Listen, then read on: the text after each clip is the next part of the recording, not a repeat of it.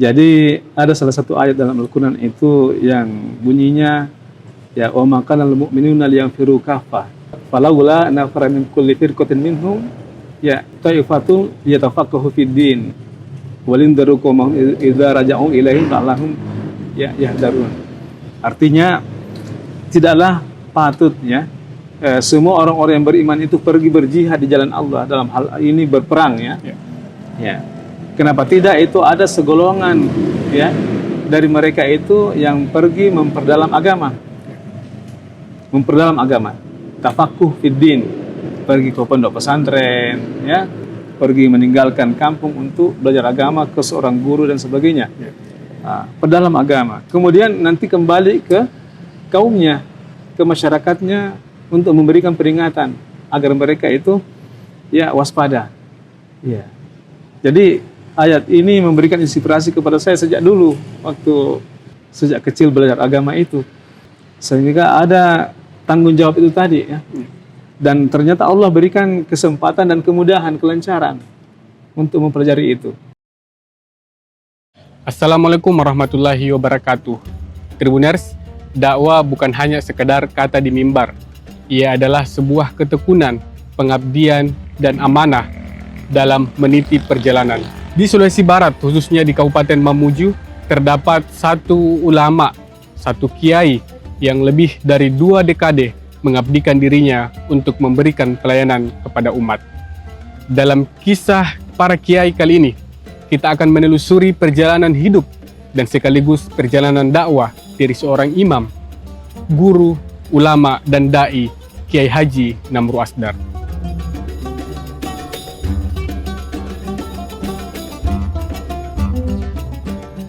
Sosoknya dikenal tenang, bersahaja, dan teguh dalam prinsip. Ia adalah Haji Namru Asdar, atau yang akrab disapa Kiai Namru. Lahir di Sopeng 23 Agustus 1973, ia kini menetap dan mengabdikan hidupnya di Mamuju, Sulawesi Barat. Lebih dari 26 tahun, Kiai Namru menjadikan dakwah sebagai jalan hidup mengisi majelis ta'lim, mimbar masjid, dan ruang-ruang pendidikan umat. Nah, Kiai, di antara kesibukan dan aktivitas yang dilakukan hari ini, bagaimana Kiai memaknai diri Kiai hari ini? Apakah sebagai da'i, imam masjid, atau pelayanan umat? Saya rasa ya dengan beberapa kegiatan-kegiatan yang saya lakukan ini, saya rasa ini lebih ke pelayan umat ya. Ya. Sebagai khadimul ummah, situ ya sebagai da'i mubalik, sebagai imam masjid, kemudian tempat konsultasi masyarakat berkaitan keagamaan, juga memberikan mediasi-mediasi ya kepada masyarakat yang membutuhkan pelayanan di bidang keagamaan itu. Ya. Ini dalam perjalanan dakwahnya ini kan Kiai sudah berjalan cukup lama. Apa yang Kiai syukuri dalam perjalanan hidup dan dakwah yang sudah puluhan tahun ya kalau hitungannya ini? Jadi kalau berkaitan dengan masalah kesyukuran, ya tentunya tidak bisa kita mengungkapkan seberapa besar. Tapi ya alhamdulillahirabbil alamin, segala hal Allah berikan meskipun aktivitas kita itu mungkin dari segi pendapatan ya tidak seberapa, tetapi balasan yang Allah berikan itu luar biasa ya. Banyak kemudahan hidup yang Allah berikan kepada kami, saya pribadi, yang tentunya itu sulit untuk kita cari ya. Orang-orang tertentu mungkin dalam kondisi seperti itu sulit mencari atau menemukan hal-hal seperti itu, tetapi ya alhamdulillah bagi kami secara pribadi ya itu datang begitu saja, Allah berikan. Artinya selama yang kita lakukan ini dalam rangka untuk memperjuangkan ya agama Allah Subhanahu wa taala, maka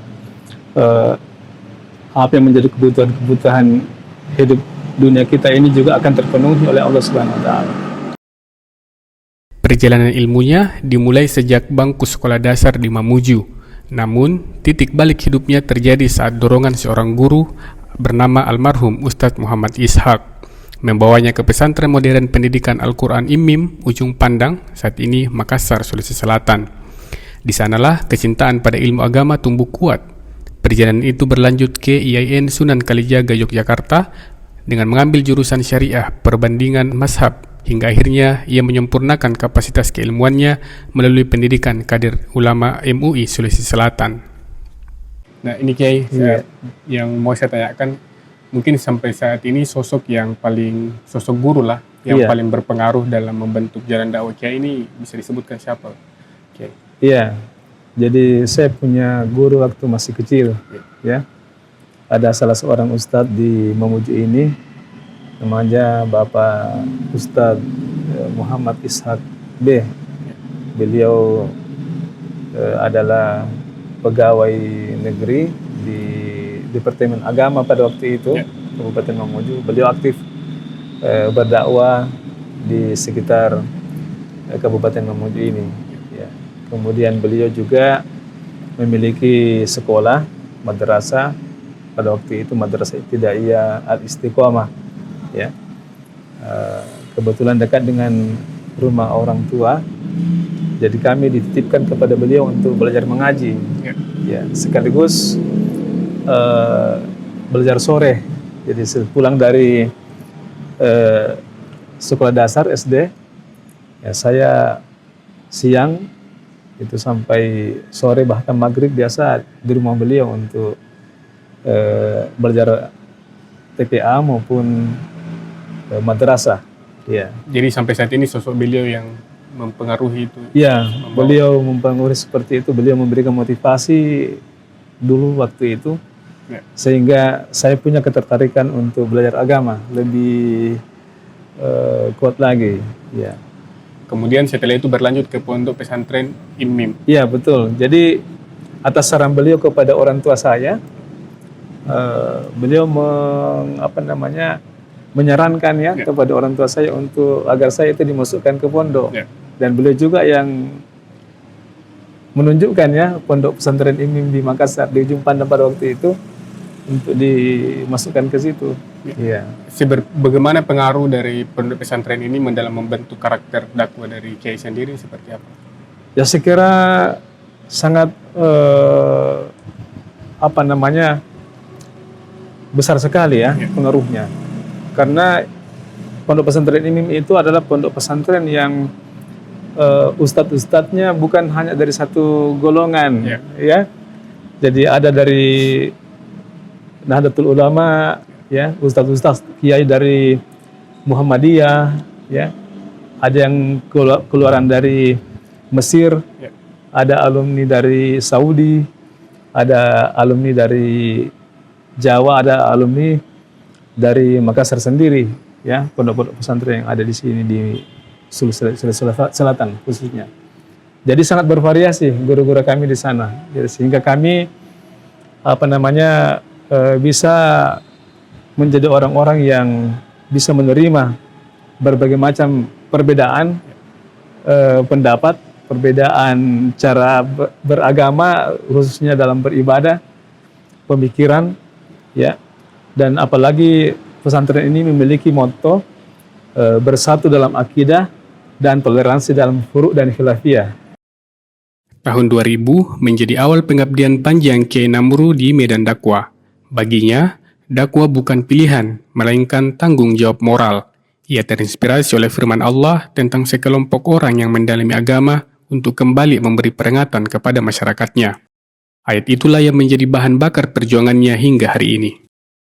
Nah, Kiai, dalam suatu momen saya pernah mendengar Kiai pernah mengatakan bahwa dakwah itu sebagai tanggung jawab moral. Bisa dijelaskan makna dari tanggung jawab moral dakwah bagi Kiai itu apa, Kiai? Iya. Jadi yang saya maksudkan ini tanggung jawab moral adalah dihubungkan dengan nikmat, ya, yang Allah berikan kepada saya secara pribadi, di mana dari perjalanan hidup yang saya rasakan, mulai dari kecil, ya, kemudian masuk ke pondok pesantren, lalu lanjut ke perguruan tinggi keagamaan, kemudian pernah juga mengenyam pendidikan kadar ulama. Ya, saya kira ini semua adalah bentuk nikmat yang Allah berikan kepada diri saya secara pribadi, bertemu dengan banyak ustadz, banyak kiai, ya, guru-guru agama. Dari situ saya banyak mendapatkan wawasan keagamaan, ilmu keagamaan, dan saya merasa bahwa ini adalah nikmat yang Allah berikan kepada saya yang begitu spesifik untuk diri saya secara pribadi, sehingga saya harus bagi itu kepada orang lain. Ya, amalkan kepada orang lain, diajarkan kepada orang lain. Ya, menyambung itu Kiai, dari sekian banyaknya ayat dalam Al-Quran, mungkin adakah satu ayat yang mengetuk perasaan hati, ini saya harus berdakwah, ilmu saya ini harus saya bagikan ke masyarakat, mungkin bisa dibagikan ke tribuners yang ada di rumah? Ya, jadi ada salah satu ayat dalam Al-Quran itu yang bunyinya, ya, wa ma kana lil mu'minina liyanfiru kaffah falawla nafara min kulli firqatin minhum, ya, ta'ifatun yatafaqahu fid din walindaru qawmahum idza raja'u ilaihim la'allahum yahdharun. Artinya, tidaklah patut, ya, semua orang-orang yang beriman itu pergi berjihad di jalan Allah, dalam hal ini berperang, ya. Ya. Kenapa tidak? Itu ada segolongan, ya, dari mereka itu yang pergi memperdalam agama. Memperdalam agama. Tafakuh fiddin. Pergi ke pondok pesantren, ya. Pergi meninggalkan kampung untuk belajar agama ke seorang guru dan sebagainya. Perdalam agama. Kemudian nanti kembali ke kaumnya, ke masyarakatnya untuk memberikan peringatan agar mereka itu, ya, waspada. Ya. Jadi ayat ini memberikan inspirasi kepada saya sejak dulu waktu sejak kecil belajar agama itu, ya, sehingga ada tanggung jawab itu tadi, ya. Dan ternyata Allah berikan kesempatan dan kemudahan, kelancaran untuk mempelajari itu. Ya. Dalam perjalanannya, Kiai Namru tak pernah banyak mengeluh rintangan. Namun, satu hal yang kerap ia rasakan adalah masih rendahnya kesadaran sebagian masyarakat untuk menghidupkan majelis ilmu.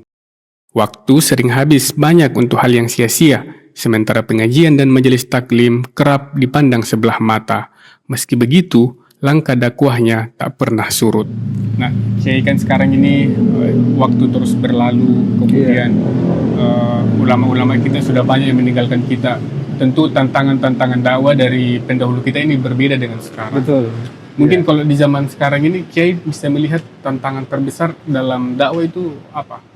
Ya, saya kira tantangan yang cukup besar pada saat ini adalah kenyataan yang terjadi di tengah umat kita, umat Islam sendiri, di mana, ya, begitu banyak paham, banyak aliran, banyak harakah, banyak organisasi, ya, yang kemudian di sebahagian umat itu mungkin itu terpola dengan itu, ya, dalam arti mungkin kurang memahami secara hakiki apa tujuan kita dalam hal berdakwah ini, ya, sehingga mengajak atau timbul fanatisme golongan, ya, kurang ingin berinteraksi dengan saudara-saudara yang lain yang berbeda paham, berbeda golongan dan sebagainya itu, ya, bahkan mungkin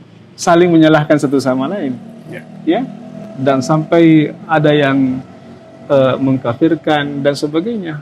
Ya, ini kan sesuatu yang miris, ya. Inilah yang menjadi tantangan kita pada saat ini, bagaimana kita sebagai dai kemampuan untuk bisa mempersatukan umat itu.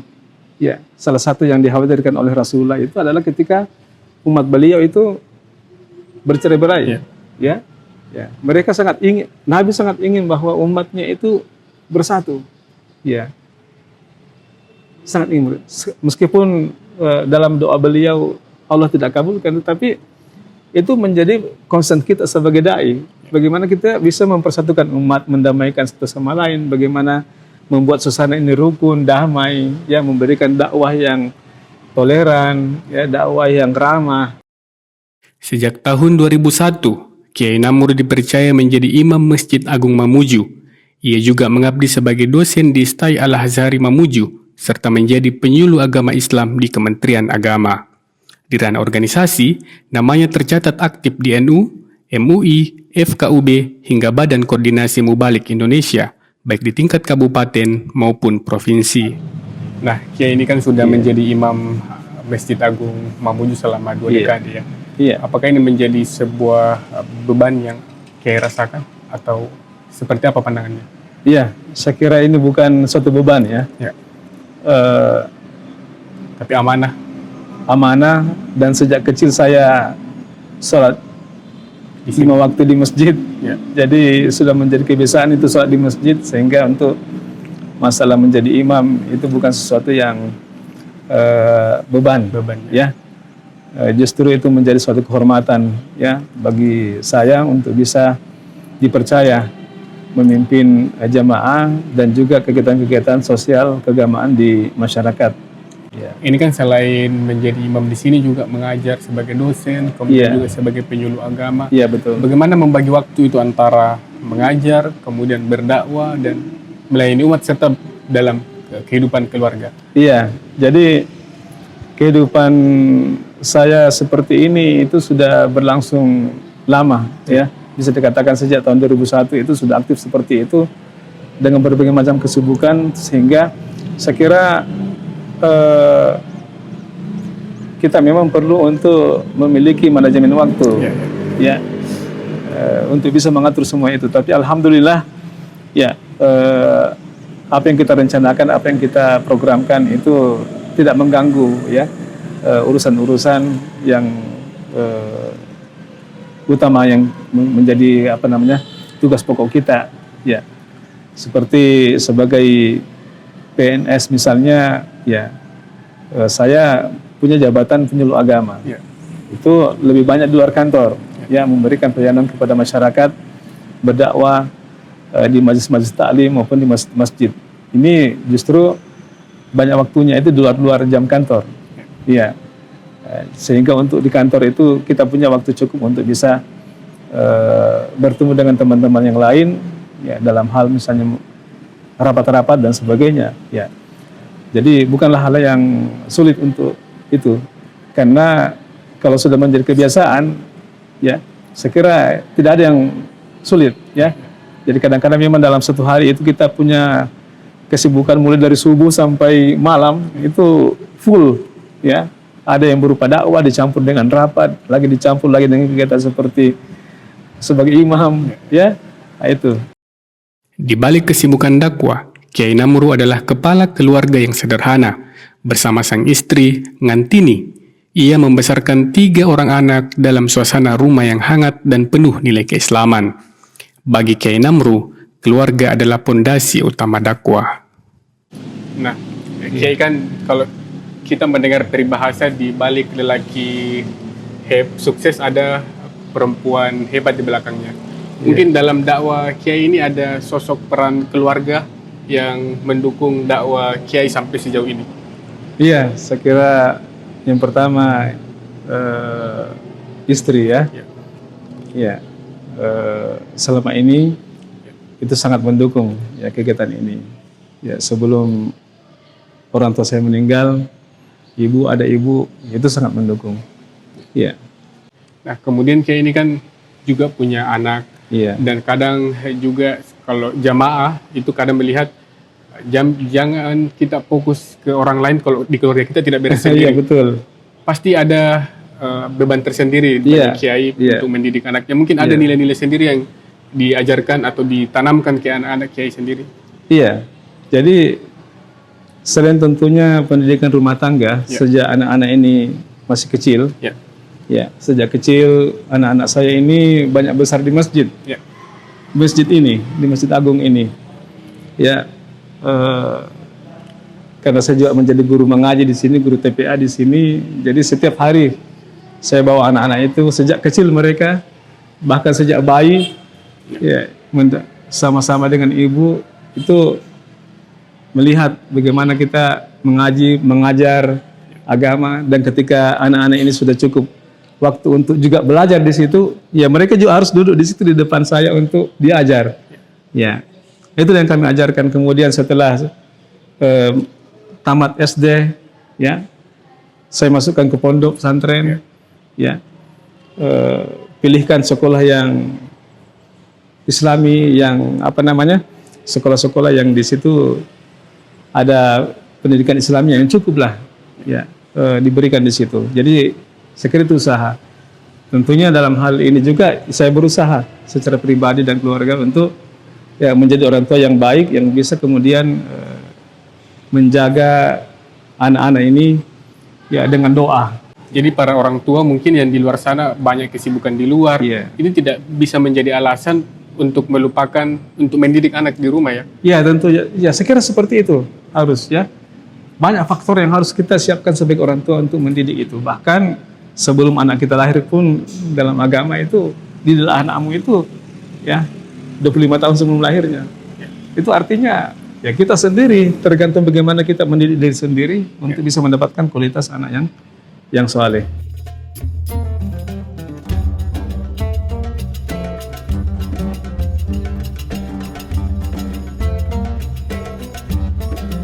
Tribuners, kisah Kiai Haji Namru Asdar mengajarkan kepada kita semua bahwa dakwah bukan hanya mereka yang berada pada sorotan, tetapi mengajarkan kepada kita tentang nilai kesetiaan. Setia pada ilmu, setia pada umat, dan setia pada panggilan jiwa. Inilah kisah para kiai, nilai yang mengajarkan kita tentang cahaya yang tak pernah padam walau tidak terlihat. Saya Suwandi, pamit undur diri. Wassalamualaikum warahmatullahi wabarakatuh. Download Tribun X sekarang, menghadirkan lokal menjadi Indonesia.